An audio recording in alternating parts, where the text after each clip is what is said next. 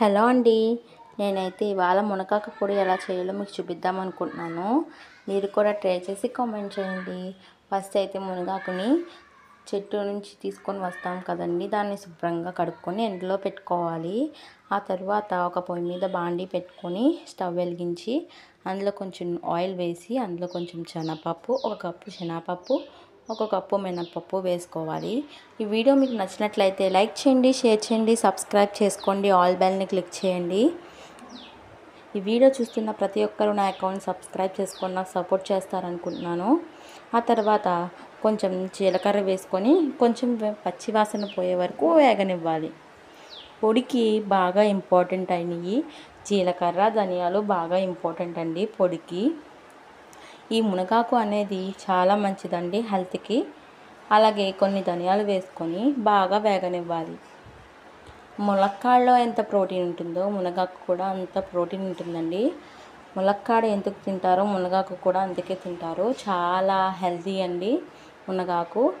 రోజు అన్నం తినే ముందు ఒక ముద్దలో వేసుకొని తింటే చాలా బాగుంటుంది. ఆ తర్వాత ఒక 6-7 వెల్లుల్లిపాయలు వేసుకొని కొంచెం ఫ్రై అవనివ్వాలండి. ఆ తరువాత అందులో ఒక 12 మనకి కారానికి సరిపడే ఎండుమిర్చి వేసుకొని బాగా వేగనివ్వాలి. అవి కొంచెం ఎరుపు కలర్లోకి వచ్చాక, బాగా బ్రౌనిష్ షేడ్లోకి వచ్చాక ఆ స్టవ్ ఆఫ్ చేసేయాలి.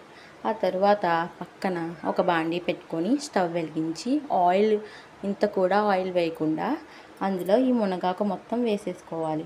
అలాగే కొంచెం కరివేపాకుని శుభ్రంగా కడుక్కొని మునగాకుతో పాటు ఎండబెట్టుకొని ఆ కరివేపాకుని కూడా ఇందులో వేసేసుకోవాలి.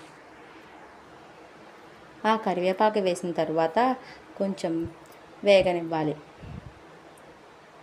అవి కొంచెం క్రిస్పీనెస్ వచ్చే వరకు వేగనివ్వాలి. ఆ తర్వాత మనం వేపుకున్న మిశ్రమాన్ని అంతా మిక్సీ జార్లో వేసి చల్లారనివ్వాలి. అలాగే కొంచెం చింతపండు, కొంచెం ఉప్పు, ఈ మునగాకు మొత్తం వేసి నలగనివ్వాలి. అంతేనండి. థ్యాంక్ యూ అండి. నా వీడియో చేసినందుకు లైక్ చేసి కామెంట్ చేయండి. లైవ్లోకి వస్తూ సపోర్ట్ చేయండి. థ్యాంక్